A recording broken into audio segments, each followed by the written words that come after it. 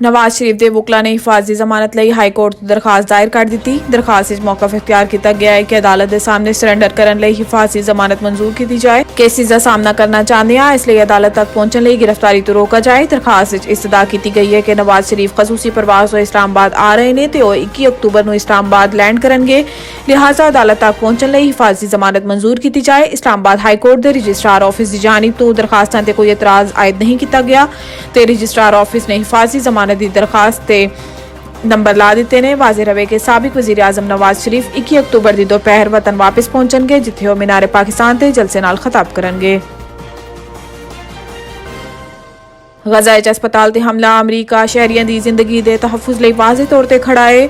Social media platform x से जारी बयान अमरीकी सदर ने कहा है कि गजा अस्पताल ते हमले ते होलनाक जानी नुकसान ते गमजदा वा। अस्पताल ते हमले की खबर सुनते ही उर्दन के शाह अब्दुल्ला दोम ते इसराइल के वज़ीर आज़म नाल गलबात हुई। जो बाइडन ने कहा है कि अमरीकी कौमी सलामती टीम नूं गजा अस्पताल हमले की मालूमात लैण की हदायत की है।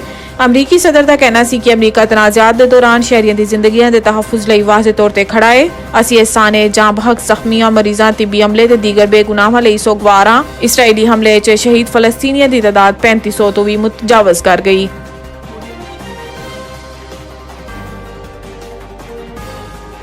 पाकिस्तान का अबाबील वीपन सिस्टम का कामयाब तजुर्बा। पाक फौज के ताल्लुकात आमा के मुताबिक मिसाइल सिस्टम का मकसद खिते स्ट्रैटेजिक इस्तेहकाम नूं बढ़ाना है। ISPR के मुताबिक वीपन सिस्टम लॉन्चिंग नूं chairman joint chief of staff committee general Sahir Shamshad Mirza, strategic plans division strategic forces command के सीनियर अफसरान, साइंसदाना ते इंजीनियर्स ने दिखा।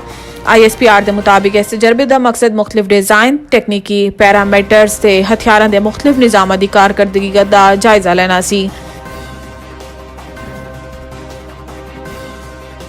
चेयरमैन PTI के बेटा नाल टेलीफोनिक गुफ्तगू कराने का हुक्म। साबिक वज़ीर आज़म ते पाकिस्तान तहरीक इंसाफ के चेयरमैन इमरान खान के बेटा नाल टेलीफोनिक गुफ्तगू करवाने की दरखास्त से समात हुई, जिदे इमरान खान के वकील Sharaz Ahmad Ranjha special secret act अदालत इस्लामाबाद के जज अबुल हसनात मोहम्मद जुल्कुरनैन के रूबरू पेश हुए। अदालत ने रिमार्क्स दिते ने कि हाले तक अडियाला जेल सुपरिटेंडेंट की जानिब तो टेलीफोनिक गुफ्तगू की हवाले तो SOPs नहीं आईयां।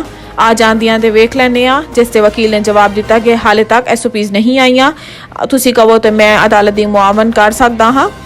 वकील ने अदालत ने दरखास्त की कि चेयरमैन PTI नूं जेल च वर्जिश लई साइकिल मुहैया करना चाहते हैं, जिदे ते जज ने कहा है कि साइकिल के हवाले तो मैं पहले ही जेल हुकाम नूं कह चुका वां।